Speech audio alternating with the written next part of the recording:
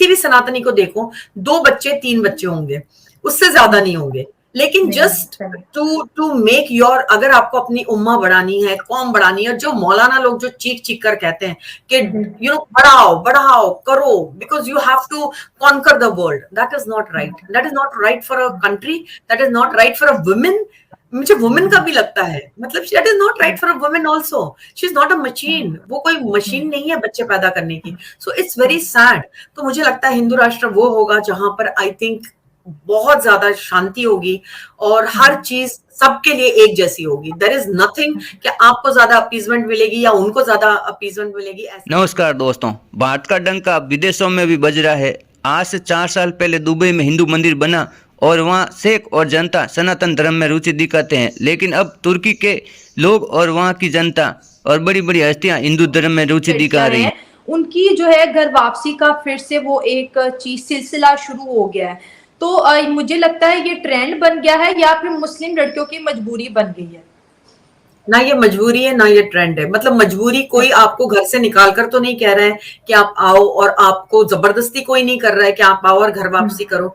मेरे हिसाब से जो घर वापसी कराई जा रही है, तो जो संस्था है, जैसे मैं जिनको जानती हूँ, तो ये लोग के पास लड़कियों का फोन आता है कि हमें घर वापसी करना है, हमें नहीं रहना है इस कल्ट या इस रिलीजन में, हमें नहीं रहना है, हमें इससे निकलना है, so do something for us. So ये कोई देखो, आज से 4 साल पहले दुबई में हिंदू मंदिर बना, वहाँ पे अब शेख और वहाँ की जनता पूजा पाठ कर रही है और धीरे धीरे दुबई में सनातन धर्म फैल रहा है। लेकिन तुर्की के अभिनेता बोराक डेनेज भारत आए और सनातन धर्म में अपनी रुचि दिखाई। इस्कॉन मंदिर गए बम्बई में, वहाँ राधे कृष्ण भगवान की सेवा करी और अपने इंस्टाग्राम पर पोस्ट साझा करी और वो खुश भी दिख रहे हैं। लोगों को इतना प्यार देने के लिए धन्यवाद भी कहा। वर्ल्ड के अंदर सनातन धर्म फैलाने में इस्कॉन का बहुत बड़ा हाथ है।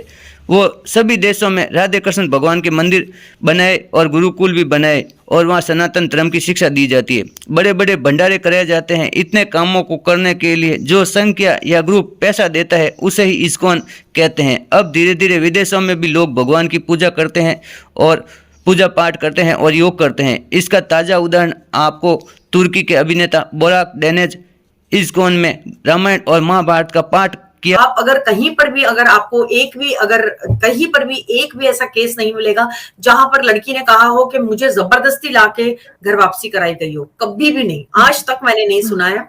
तो मैं यही कहती हूँ कि लड़कियां, आप लोग सोचो कि क्यों लड़कियां निकलना चाहती है, क्या वजह है, क्या हालात है उनके, और क्यों ये, जब वो, स्पेशली इन इंडिया, मैं आपको बताती हूँ कि जब वो देखती हैं कि एक हिंदू वुमेन कैसे रहती है, कितनी इज्जत उसको मिलती है। मैं सोशली बात नहीं कर रही हूँ, I am talking about religiously. अब सोशली अगर एक आदमी अपनी औरत को मारता है, that is his social this, कहीं पर ये लिखा गया नहीं है कि आप अपनी औरतों को मारो या अपनी विमेन को आप जुल्म करो। लेकिन अगर एक इंसान पला बड़ा वैसा है, उसका दिमाग वैसा है, वो मारे, that's a social problem, not a religious problem. तो जब ये विमेन ज्यादातर, आई थिंक 90%, 95% जब ये देखती हैं कि इनको कितने अच्छे से इनके हस्बैंड्स रखते हैं, ना इनको कभी प्रॉब्लम होती है कि इनका हस्बैंड इनको छोड़ के चला जाएगा, ना इनको ये प्रॉब्लम होती है कि बच्चों की लाइन लगा देगा और मेरा क्या, मतलब there are so many fears in a women who is a Muslim, to tell you very frankly. तो ये सब देखती हैं, तो कहीं पर मुझे लगता है इनको भी लगता है that why are we in this. मैं सोचती हूँ कि अगर ये लड़कियां, there is no trend as such, ऐसे कोई ट्रेंड नहीं है कि भाई ट्रेंड हो रहा है तो लड़कियां लाइक यू नो एक ट्रेंड में बही जा रही हैं, बिल्कुल भी नहीं। अगर ऐसे होता तो कहीं ना कहीं ये बात जरूर निकलती ना कि मतलब हम गई लेकिन हमको हमको जबरदस्ती किया गया या हम ब्रेन वॉश हो गई, ऐसा तो मैंने कभी भी नहीं सुना है।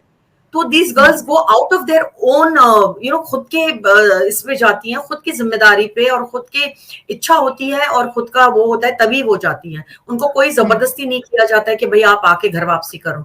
बचपन से एक रवैया देखा है कि मैंने देखा कि मेरे जो ननिहाल के लोग हैं, जो मेरे ननिहाल के लोग और मेरी जो दादी के तरफ के लोग, इन दोनों में मैंने बहुत वास्ट डिफरेंस देखा है। मैंने देखा एक तरफ इतना एरोगेंस है जो मेरे दादी के जो खानदान में मैंने देखा, मैंने महसूस किया कि इतने ज्यादा एरोगेंस, इतना ज्यादा इगोइस्टिक, इतने ज्यादा एग्रेसिवनेस मैंने देखा है इन माय दादी के इधर। और मेरे ननिहाल में जो मैंने देखा हम्बलनेस, बहुत ज्यादा डाउन टू अर्थ, बहुत ही love I have seen in my this. तो कहीं पर ये मुझे शायद इम्पैक्ट कर गया व्हेन आई ग्रू, जब मैं मतलब समझो 19 साल की थी, तब मैंने थोड़ा-थोड़ा कुरान के मायने जानने लग गई। And I tell you something just triggered, मुझ में ट्रिगर हुआ।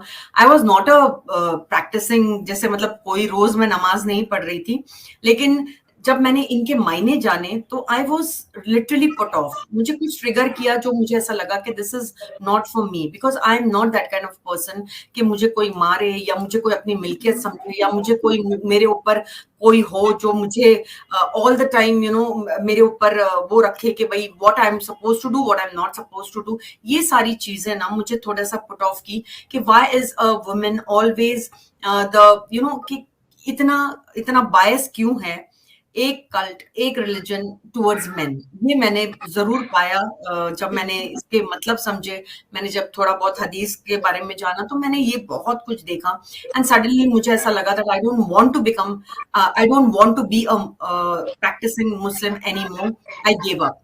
Now I give up. उसके बाद कई साल तक, ऑलमोस्ट फॉर 30 years, मैं पहले अपने भी चैनल्स पर बता चुकी हूँ कि मेरे साथ क्या हुआ था। Almost 30 years of my life I never went into any religion.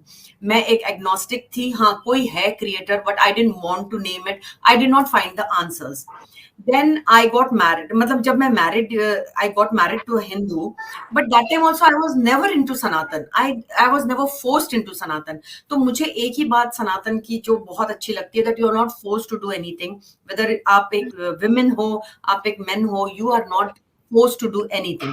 At least I was not forced by my husband कि भाई आप ये करो या आप सनातन में आ जाओ, या आप, अगर मैं बुद्धिस्ट भी बनती तो भी उनको प्रॉब्लम नहीं होता, अगर मैं कैथलिक बनती तो भी, मतलब they give space, and space is very important for me. शायद मेरे नेचर में है ये, that I love to have space and give space. तो मैं बहुत सालों के बाद, when I was in my 50s, that is the time when I went into Sanatan, when I started exploring. उसके पहले मैंने बुद्धिज्म भी थोड़ा बहुत just to know what it is exactly, वो थोड़ा बहुत पढ़ा था।